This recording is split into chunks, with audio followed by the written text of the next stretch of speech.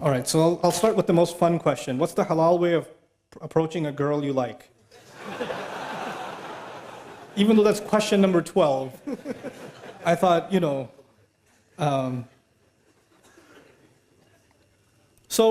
this is more complicated. We've made it more complicated than the Sahaba. So the Sahaba were simple people, and they came from a very rebellious society, where men and women did all kinds of things and nobody cared. And then Islam came. And I want to give you some background here. In Medina, when the Sahaba migrated, the Muhajirun were bankrupt nearly, right? They left everything behind. And Medina was a crazy place. Right now it's Medina Munawwara. But Medina back then was Las Vegas. It was bad. When the Prophet went there, it was not a good place. Okay, you have to understand, it was a crazy, crazy society. For instance, one of the most common industries in the city of Medina was prostitution. When the Prophet moved there, and the women there were brothels, like prostitution houses, they used to have flags outside their house, that this is a place you can come for those kinds of things. And a companion comes to the Prophet and says, Ya Rasulullah, there's a woman, because he doesn't make any money, he's a muhajir. There's a woman, she makes good money, I'd like to marry her. And what does she do? Oh, well, she's in the... You know what I'm saying? I'm not going to spell it out. And you know why I'm telling you this? Because Sahaba didn't even know that's a bad thing yet. They were also learning, weren't they? They didn't become angels overnight. They were being developed. And so he doesn't even think. And imagine you come to Rasulullah and ask this question. Can you imagine somebody coming to an imam today and saying, hey, so I'm thinking about the next janazah would be of the sheikh. Like it would be. And then the ayat came, no, you cannot marry those kinds of women in Surah An-Nur. Like revelation came to teach Sahaba and teach the believers, look, those are not the kinds of people you want to marry. They are their own, don't mix with them. Like Ibn Ashur says, rahmahullah, in his tafsir, that ayah is referring to professional prostitutes, that the zani will not marry a zani is referring to them, because the question was actually raised. I wanted to bring this up to you because for them, you would think that, if the Sahabi saw a woman from a mile away, he went the other way and made istighfar the whole night. No, it wasn't like that. They interacted with each other, they talked to each other, they worked with each other, they were in business partnerships. All kinds of interactions happened between men and women, but with principles. It was respectful, it was dignified. And when a companion, when somebody liked somebody else, you know what they did? Here's the astaghfirullah part. Here's what they did. Hey, I like you. Want to get married? And she'd say, maybe, talk to my dad. He'd say, okay. And then you go to the dad and say, hey, I like your daughter. And I talked to her, she's not entirely opposed to the idea. Is it cool? And he says, let me talk to my daughter. How this happens today in London is you go to a girl, respectfully, hey, we worked together for 3 years. Would you consider marrying me? And she's like, And maybe she says, please don't talk to my dad, he'll kill me. Because if you talk to my dad, he'll say, this is why you go to work? This is why we sent you to uni? Like, you fathers, I have 4 daughters. Listen, those of you that are fathers, that have daughters, you sent your daughters to university. You brought your daughters to this country. You made them live here. You took them outside in society. You made that decision. And when somebody a Muslim likes them, that's a good thing. How are they going to get married sitting at home? Who's going to like them? So when somebody approaches them in a respectful way, you should not say, oh my God, the day has come, astaghfirullah. Ye din bhi dekhne the, oh, tawbah, tawbah. What a humiliation. Now we have to go take you back into Bangladesh and hide you in a village somewhere because some guy likes you. Astaghfirullah. And there's somebody's doing ruqyah on her, and calm down. It's okay. Somebody likes your daughter, that's a good thing. Now go and investigate, find out. It's completely fine. The only rishta mentioned in the Quran, the only approach mentioned in the Quran is that of Musa alayhi salam in Madian. He was by himself. Musa was by himself. And these girls were by themselves working outside. And he went up to them and helped them out. And the girl said, he's kind of nice. And she went back to her dad and said, hire him. Which means, come on, dad. You know. And that happened. And the girl said, I like the guy. That's actually what happened in the story of Musa. Musa didn't propose, the girl proposed. And the father can't propose unless he has the approval of his daughter. So it's okay for your girls to say, Dad, there's this guy, this brother at the MSA, yeah? He's a Thursday halakah. It's really good, you should come. Your daughter's telling you something. It's okay, go attend the halakah. It's okay, find out. Don't complicate this. There's nothing indignified about that. Don't go date a girl now. And don't take, Nouman gave a lecture, I'm going to take you out to dinner. No. Not that either. But can you have respectful interaction with someone you're interested in for marriage? Absolutely. Absolutely. Nothing wrong with that. Can you take your time to understand each other's likes and dislikes? Yes, it's fine. Respectful courtship is okay. With parental guidance, in dignified fashion, there's nothing wrong with it. So what happens is we have two extremes. We have people that are more conservative than the Sahaba. And then we have people that are more liberal than liberals. Okay? And Islam is right in between. It's a natural way. It's a completely natural way. Okay?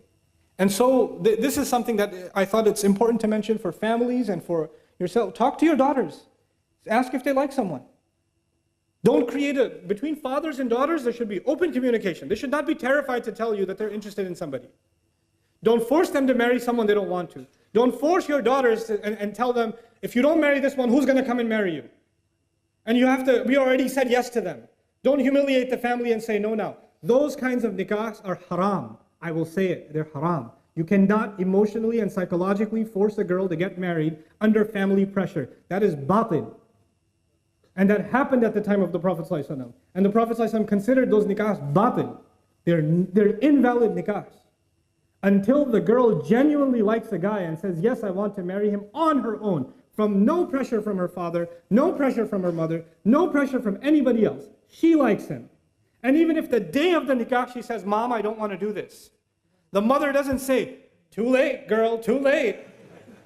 We've got the hall, they're all, what are people going to, no, if the girl says, I don't want to do this, then no, stop. Allah gave her that right, you cannot take it away. You're burying them alive. This is the new way of burying women alive, by the way. Back then, they used to take the baby girl and bury her right then. Now we bury them at the day of the nikah.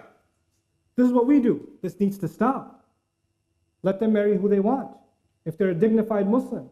And because now you're living in a different society, you won't find someone from the same village. It's okay. It's okay. A Bangladeshi can marry a Syrian. It's fine. I know. It's okay for Syrians too. Yeah, you Syrian. Turkish.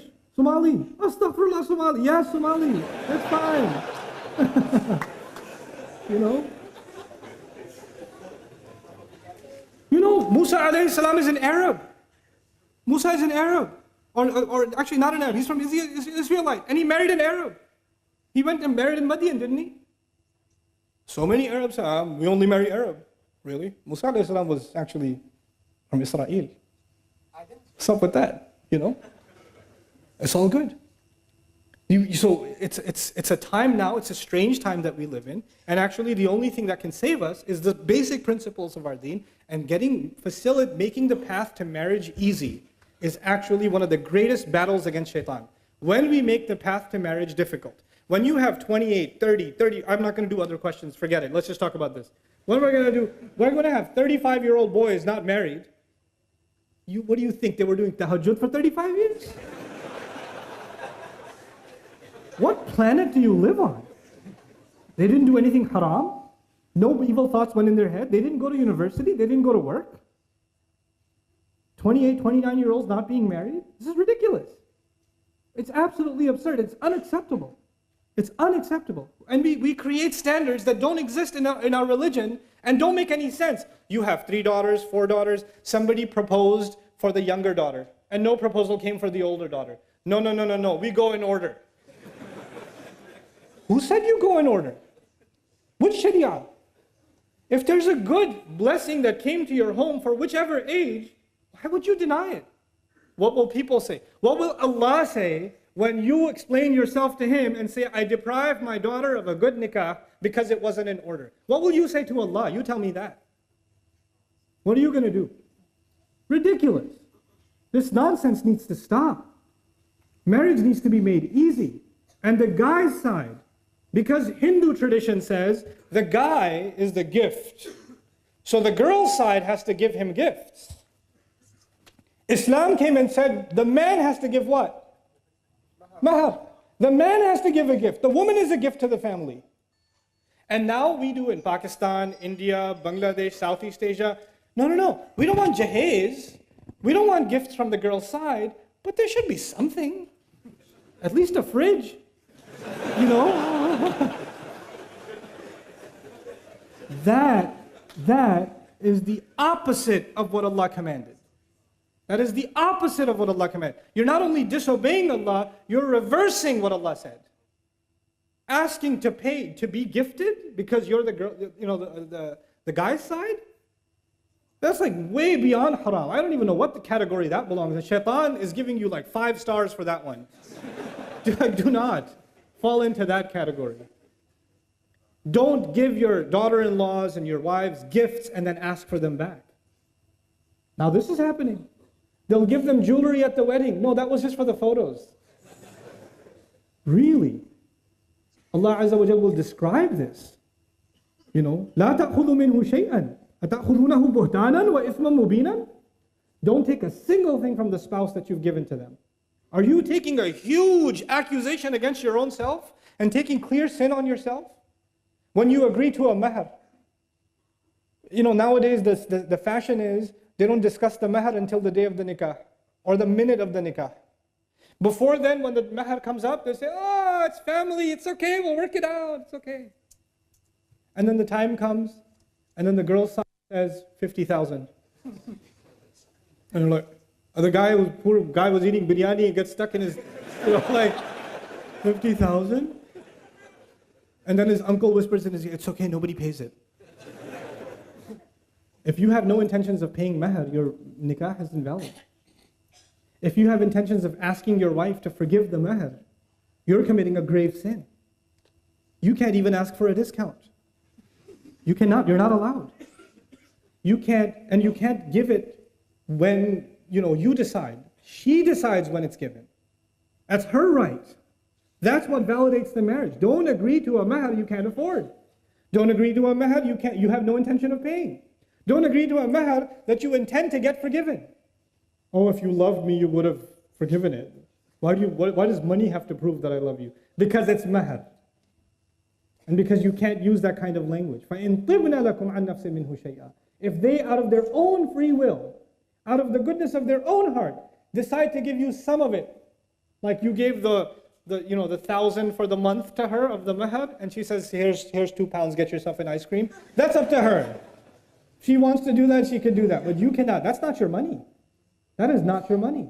These things, why am I highlighting these random things? These are the things that we have introduced into the institution of marriage, making marriage difficult. And when you make marriage difficult, the door to zina is wide open. The door to corruption is wide open.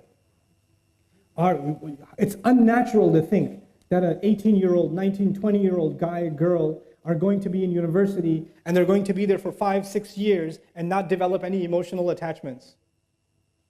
And then for them to randomly marry a cousin back in Lahore. That's not going to happen. And if it does happen, it's a form of oppression because she's emotionally attached to somebody else, and no man wants to be with a woman who's emotionally attached to somebody else, or vice versa. It's oppression. Sometimes you're denying a nikah only because it wasn't you. You didn't come up with it. The guy says, I like the girl. No, you will marry who we say. Why? Who said? It's a mistake. I don't like it. I don't like that girl. That's not your problem. That's his problem. He's an adult now. Let him make that mistake. If it's a horrible mistake, so be it. But Allah gave those young men and women the right to pick who they want. Parents can give advice, yes. But when you try to control what your children are doing, it will only lead to disaster. It will only lead to disaster. I'm not giving license to 12-year-olds and 14-year-olds who say, well, it's not no that I can marry whoever I want. No. I'm talking about mature adults. I mean, I've met young women that are 25, 26-year-old, accomplished in their careers, pharmacists, physicians, you name it, and they like somebody and they want to marry them. Family says no. That is absolutely dhulm. Nothing else can describe it. That is dhulm. If a woman says she wants to marry someone and he's a Muslim, there's no reason for you to stop it. You have no right as a family to stop it. This is wrong of you to do. You're abusing a right that Allah gave you, abusing it. It should not happen. And for young men, the last bit of advice is for young men, become men. Earn a living. Be dignified. Don't offer like dates for mahar. The Sahaba used to give, what other thing are you a Sahabi? Other than the Kit Kat you want to give for mahar. You know. No. Be dignified. You know, earn a decent living for yourself. Don't say, I like her, I don't have a job, but I don't know, her family's only interested in dunya. Yeah, that's why we have mahar. Only interested in dunya. You're supposed to be concerned about dunya too. وَلَا تَنْسَ نَصِيبَكَ مِنَ الدُّنْيَا. It's in the Quran. Don't forget the portion you are owed in this life. It's a worldly decision too. It's not just a spiritual decision. How is somebody going to provide for my daughter? Where is she going to live? Is she going to live a decent life? These are respectable questions. These are decent questions. So these things we have to take very, very seriously in our communities. And when it comes to the subject of marriage, I didn't talk today about what happens after marriage, because there's a whole set of dhulm we do after marriage. That for another time. I'll yell at you another time. But right now, let's just fix the institution itself. Let's make marriage easy for our young people, especially the ones that are ready and capable. You know, مَنِ اسْتَطَاعَ مِنْكُمُ الْبَاءَةَ فَلْيَتَزَوَّجْ. Whoever among you is capable, let them get married. If capability is there, no other barrier should be there. And for those of you that will find this controversial, it's okay. I'm leaving here anyway soon, so that you deal with it and troll me on online. So I'll tell you, if your son wants to marry somebody who just took shahada yesterday, right? Or the girl wants to marry a guy who just became Muslim a week ago or something. And then you say, well, he only became Muslim because he wants to marry the girl. It's not a real shahada. Who decides what a real shahada is? Who decides? Can you tell why something happens? When Osama, the famous narration of Osama came, that he was about to kill someone in battle. In battle, he's about to kill someone, and the guy falls. The enemy loses his sword. And he's about to strike him down. And he says, Ashhadu an la ilaha illallah wa ashhadu anna Muhammad Rasulullah. He took shahada, became Muslim. Did he become Muslim because when he fell down, it hit him really hard on the head, and all of a sudden Islam started making sense? And he's like, hold on a second, I think we need to stop this, and I'm ready to be Muslim now. Obviously, he took shahada because he knows Muslims don't kill each other. So he took advantage of the opportunity because he's losing. If he was the one on top, he wouldn't have taken shahada, would he? So he's on the bottom and he takes shahada. And Osama sees it and says, yeah, right. He killed him. And when that happens, this news reaches the Prophet ﷺ. Is it obvious, like 1000% the guy took shahada for the wrong reason? It's obvious to anybody who sees it. The Prophet says, what will you do when that la ilaha illallah comes for you on Judgment Day? That's what the Prophet says. That shahada will complain on Judgment Day, I wasn't respected.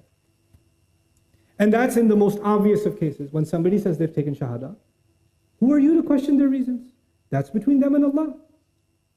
It's okay. As a matter of fact, even among the Sahaba, there were those, somebody said, I want to marry you, and the woman was a Muslim and the guy was a non-Muslim. And she said, you're not Muslim. He goes, okay, I'll become Muslim. She says, okay, fine. And he became Muslim and they got married. Done. And you could say, astaghfirullah, he took shahada for a woman. Yeah, but the Prophet was okay with it. Why do you have a problem with it? The sunnah is okay. You're more Sunni than the sunnah. So what you need to do now, what you and I need to do is understand that we are in a challenging time. And our children are exposed to the worst kinds of haram are no big deal now. They're accessible, they're easy, and they're not hard to fall into. And in that environment, when the opportunity for nikah is there, please, it is a grave crime for us to deny that opportunity. To consider, of course, give your children advice. I think this is a bad nikah for this reason, this reason, this reason, but the decision is yours. the decision is yours. You have to share sincere advice. Ad-dinun nasiha. You do. But at the end of the day, they'll have to make their decision. And if it was a bad decision, so be it. That's okay too. That's their mistake to make. That's a better mistake than the mistakes they will make outside of marriage. You understand that, right? And that you won't even know about. And you'll tell yourself, no, my son, my daughter, they would never. Really? Really? Because you come from like an angel family? Your son and daughters don't have hormones? They don't have emotions? They don't have attachments? They don't have obsessions? They don't have temptations? They do. Don't be deluded into thinking he's a good boy though, he prays. Yeah, what is prayer going to do? What is prayer? If you say, Inna salata tanha anil fahsha'i wal munkar, that works to an extent. But Allah created us with a fitrah. You're denying that fitrah. So I know I went on a rant, but I felt like I had to do it. May Allah Azza wa Jal make marriages easy for our community and bless the marriages that are happening. May Allah Azza wa Jal give the husbands the strength of character and the understanding to be good husbands, and the wives the kind of commitment, loyalty, and understanding to be good wives, and thus raise wonderful families. Barakallahu li wa lakum. That's the end of the question and answer session. Assalamu alaikum wa rahmatullahi wa barakatuh.